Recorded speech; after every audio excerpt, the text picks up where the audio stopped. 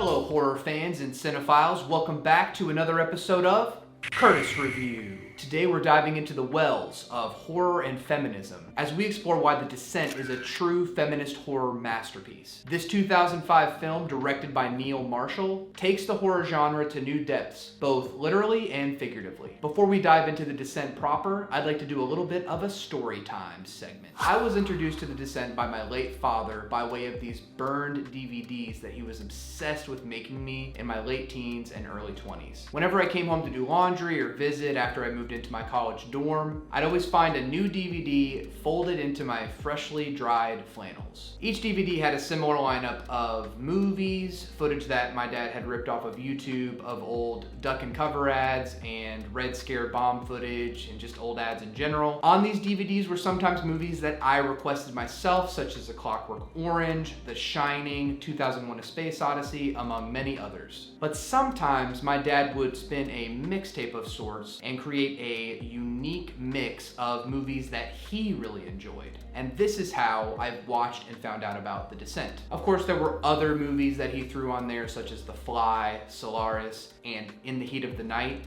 which I would kind of halfway watch, but I never fully returned to, but I do plan to do The Fly in a future video on this channel. That's all to say that The Descent holds a very near and dear place in my heart, and I was so excited to rewatch it for my channel. Unfortunately, I don't have a lot of positive memories about my dad. Our relationship was fragile, volatile, and often very chaotic ups and downs. But the memories that remain with me that I cherish are always the ones where he would show and share with me his favorite horror and sci-fi movies. Anyway, let's get back to the reason why you're really here. Grab your spelunking gear because we are about to descend into the darkness.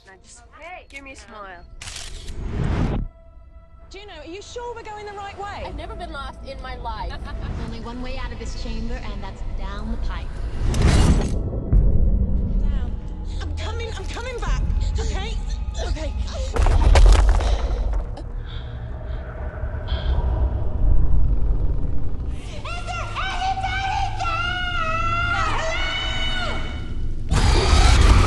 Before we delve into the feminist themes, let's set the stage. The Descent is a claustrophobic, intense horror film following a group of adventurous women exploring a cave system. It doesn't take the audience long to sense the oppressive and eerie atmosphere that pervades the movie. One of the most notable aspects of The Descent is its almost entirely female cast. These strong, complex characters break away from traditional horror stereotypes, showcasing a range of personalities and strengths. From Sarah's resilience to Juno's determination, each character defies traditional gender roles. At its core, The Descent is a story of survival. The women face insurmountable odds within the cave, and their resilience against the horrors they encounter symbolizes the strength of the female spirit. It's a powerful message of perseverance in the face of adversity. The cave itself serves as a metaphor of the challenges women face in society. Just like navigating the labyrinthine cave system, women often navigate complex and confining social expectations. The women's descent into the cave becomes a metaphorical journey through societal expectations and gender norms. Upon doing research for this episode, I found that the cave systems were all handmade and designed by Simon Bowles. These set designs, along with the designs of the creatures in the movie, the crawlers, are part of what adds so much magic to the experience of The Descent. The way the water trickles down and light reflects off the moisture on the walls is so effective in compounding the already palpable tension and claustrophobia.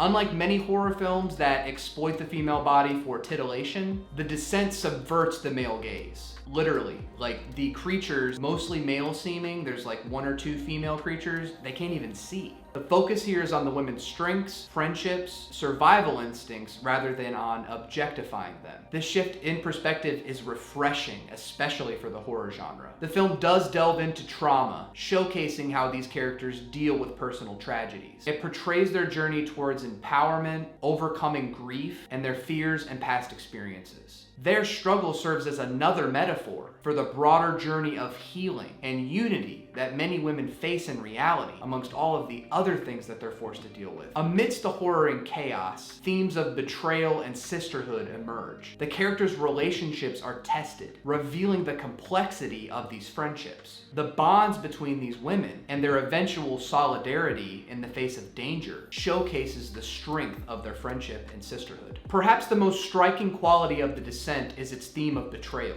Imagine being riddled with grief, guilt, and shame over not just killing your husband, but your small daughter as well, only to find out that your husband was sleeping with one of your friends prior to his demise. Not only that, the woman he was sleeping with has now trapped you in this confusing and frightening cave system without a map. It's a twisted plot device that works so well. And Juno's danger is evident when she accidentally kills Beth after a skirmish with some of the crawlers. Affairs and cheating are not without their stray bullets. So many people can be affected by your choices. Sisterhood itself is called into question here. It's not long after the crawlers arrive that each woman is looking out for numero uno. It's survival of the fittest. Terror and fear run amok. In the caves, no one can hear you scream, except for the people who you don't want to hear you scream.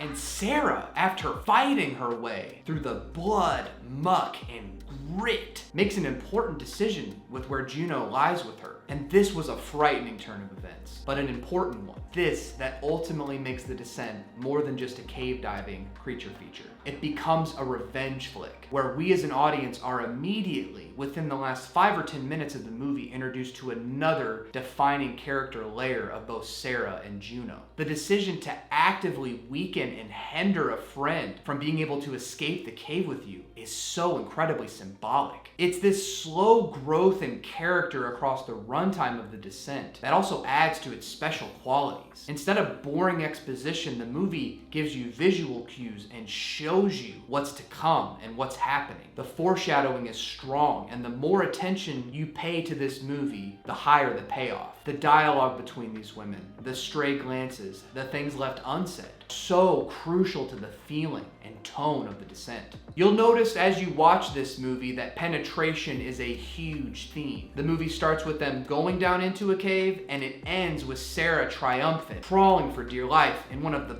best shot sequences in the movie through this bone-addled staircase up into the light. Friends cut deep. The things that the people who say they love us and care for us can say to us can lacerate us worse than a knife wound or a gunshot. I've had my fair share of these moments in my life, and even recently, where you may just abruptly get cut out of somebody's life, or you to them. And a lot of what Juno, Sarah, and the gang are hanging on to here, a sense of youthfulness and adrenaline that died along with Sarah's family. It's easy to get latched onto that former glory, those feelings that you used to feel from these people who, now when you're around them, they may make you feel sad. They may make you question yourself. They may not be the people that you need in your life anymore. And that's a really painful thing to deal with as you get older. Sarah's emerging from the cave surrounded by life, light, and greenery is so important to the path she chose to take. This moment in particular was so great to experience on a rewatch because as I've expanded my own cinematic language and watched more movies over time, the visual allusions to the Texas Chainsaw Massacre are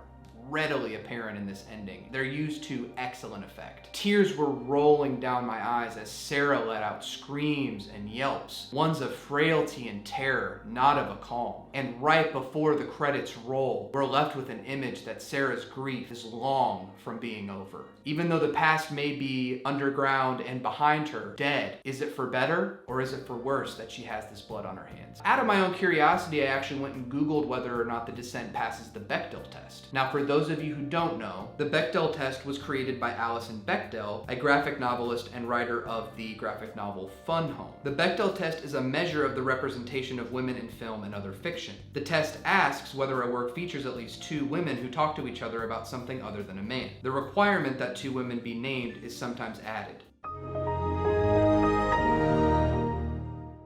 The Descent is pushed solely along by Beth, Sarah, Holly, Juno, Rebecca, and Sam, who fit no archetype previously set in a horror genre film. And for that alone, this spelunking mission is worth being taken. In conclusion, The Descent is a feminist horror masterpiece that challenges conventional horror tropes and empowers its female characters. It's a thrilling and thought-provoking exploration of survival, strength, and sisterhood. If you haven't seen it yet, I highly recommend you check it out. Thank you again for joining us on this deep dive, routine expedition into the world of horror, caves, and crawlers. Don't forget to like, comment, and subscribe for more content like this. Stay spooky, and until next time, peace.